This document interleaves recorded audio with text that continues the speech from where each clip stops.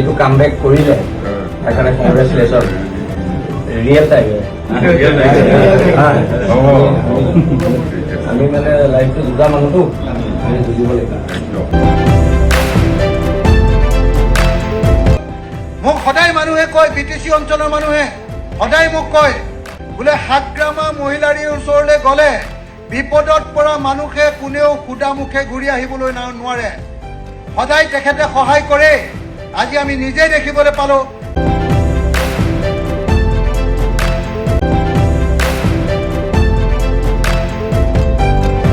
চাওক, আঞ্চলিক দল বুলিবলৈ মোৰ মতে আজিৰ দিনত মই যদি কওঁ, অসমত যদি লিডাৰ আছে এজনেই আছে, সেইজনে হ'ল হাগ্ৰামা মহিলাৰী।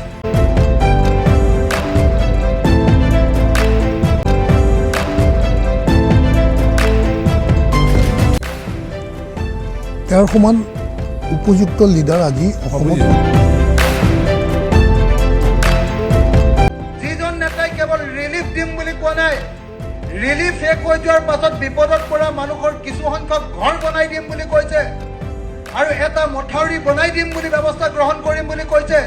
তেনেকুৱা এজন নেতাক মই শিৱসাগৰ সমষ্টিৰ বিধায়ক হিচাপে মোৰ পিনৰ পৰা ভুৰি ভুৰি প্ৰশংসা কৰিছোঁ আৰু লগতে তেখেতক আমাৰ গোটেই অসমৰ দায়িত্ব, এজন জনজাতি ভূমিপুত্ৰ নেতা হিচাপে সমগ্ৰ অসমৰ নেতৃত্ব গ্ৰহণ কৰিবৰ কাৰণেও মই তেখেতক আহ্বান জনাইছোঁ।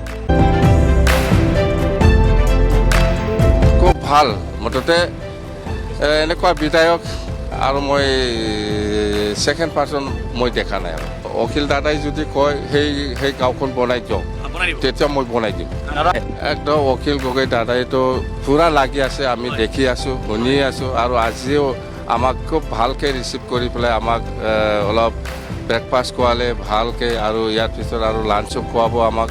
খুব ভাল, মুঠতে এনেকুৱা বিধায়ক আৰু মই ছেকেণ্ড পাৰ্চন মই দেখা নাই। আৰু আমিও BTC গভৰ্ণমেণ্টৰ পৰা যিমান পাৰে আমি দায়িত্ব লওঁ।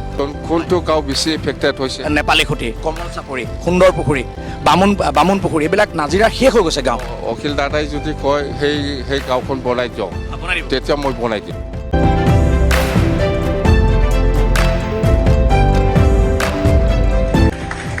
মই আশা কৰোঁ যে হাগ্ৰামা মহিলাৰীয়ে ভৱিষ্যতে গোটেই অসমৰ নেতা হ'ব আৰু এনেকৈ বিপদত পৰা মানুহক সদায় সহায় কৰিবলৈ কাৰণে আগবাঢ়ি আহিব।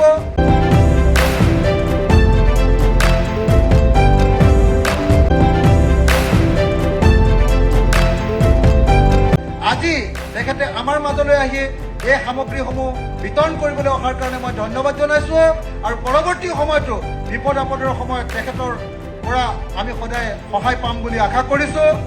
মোক সদায় মানুহে কয়, BTC অঞ্চলৰ মানুহে সদায় মোক কয় বোলে হাগ্ৰামা মহিলাৰীৰ ওচৰলৈ গ'লে বিপদত পৰা মানুহে কোনেও সুদা মুখে ঘূৰি আহিবলৈ নোৱাৰে। সদায় তেখেতে সহায় কৰে। আজি আমি নিজেই দেখিবলৈ পালোঁ যে আমাৰ সমষ্টিত আহি তেখেতে সঁচাকৈ বিপদত পৰা মানুহৰ সহায় কৰিবৰ কাৰণে এটা আঁঠুৱা, এখন বিচনা চাদৰ, এটা ফেনাইলৰ বটল, এটা ব্লিচিং পাউডাৰৰ টোপোলা আৰু লগতে আৰু এসোপা প্ৰতিশ্ৰুতি লগত লৈ তেখেত আমাৰ মাজত আহি উপস্থিত হৈছেহি। তেখেতে কি দিছে তাতকৈ ডাঙৰ কথা, বিপদৰ সময়ত যিসকল নেতাই আমাৰ শিৱসাগৰৰ ৰাইজৰ সন্মুখত থিয় হ'ল, সেইসকলৰ ভিতৰত অন্যতম নেতাজনৰ নামে হ'ল হাগ্ৰামা মহিলাৰী ডাঙৰীয়া। খুব ভাল, মুঠতে এনেকুৱা বিধায়ক আৰু মই ছেকেণ্ড পাৰ্চন মই দেখা নাই। আৰু